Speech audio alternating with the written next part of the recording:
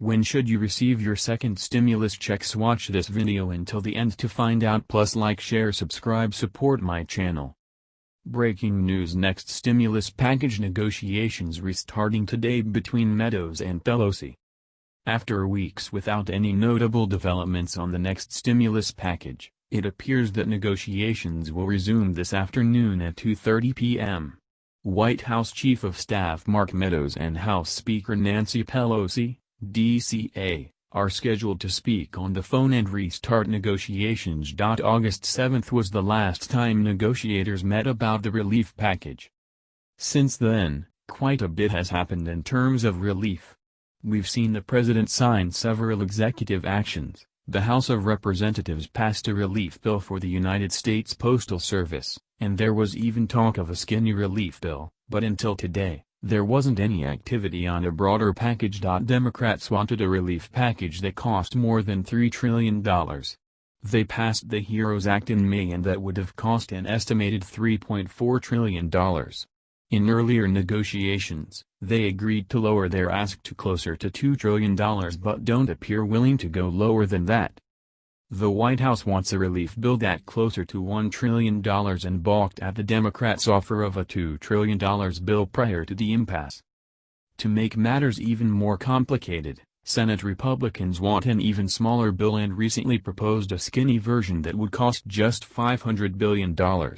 This bill is smaller because it excludes a stimulus check and only includes aid that has bipartisan support, such as unemployment benefits, funding for the Paycheck Protection Program, funding for schools and COVID-19 testing, treatment, and vaccines. The future of a second stimulus check appears bleak. One was included in the HEROES Act, passed by the House of Representatives in May.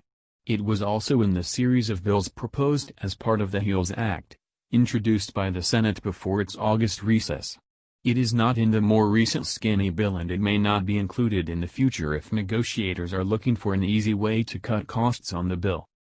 As a refresher, the HEROES Act offered a $1,200 per person payment, $2,400 for joint filers, to those who earn less than $75,000, $150,000 for joint filers, with a 5% phase-out for those earning more than the limit.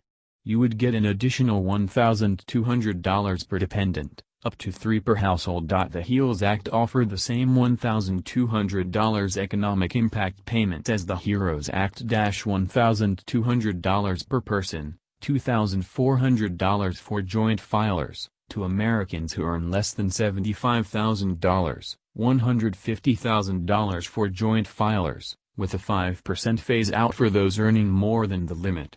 You would get an additional $500 for each dependent but no limit on the number of dependents. Both bills structured the payments as an advance on a refundable tax credit. Enhanced unemployment benefits, especially as unemployment rates remain so high, isn't all proposals. It's simply a matter of how much aid. The HEROES Act extended the $600 per week federal unemployment benefits through January 31, 2021, while the HEROES Act, more accurately, the American Workers, Families, and Employers Assistance Act, offered a benefit of $200 per week for several weeks, followed by a payment tied to 70% lost wages. These were the subject of the stimulus package negotiations, with both sides willing to make concessions on the amount of the benefit. It appears that the consensus settles around $300-$400 a week. What's next? One of the big priorities for Democrats is securing additional aid to states. Many states are in dire financial situations because of a sharp drop in tax revenues. With so many businesses closed or operating in a diminished capacity, states aren't collecting as much in sales taxes. Republicans don't like the idea of sending money to states that may have mismanaged their finances in the past. One of the big financial issues is that many states have a huge pension funding gap. As of 2018, that gap across all 50 states was $1.24 trillion.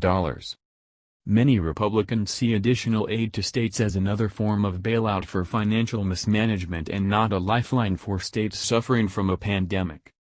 It remains to be seen where negotiations will go, but there is a concern, at least from the White House, that Speaker Pelosi may hold out until the end of September. That's when Congress has to pass a continuing resolution to fund the government. If they don't, there's a thought that if a relief bill is coupled with a funding vote, it becomes more palatable for Republicans who are concerned solely about the cost of the bill. Of a government shutdown during a pandemic. Thank you for watching this video. Have a wonderful day.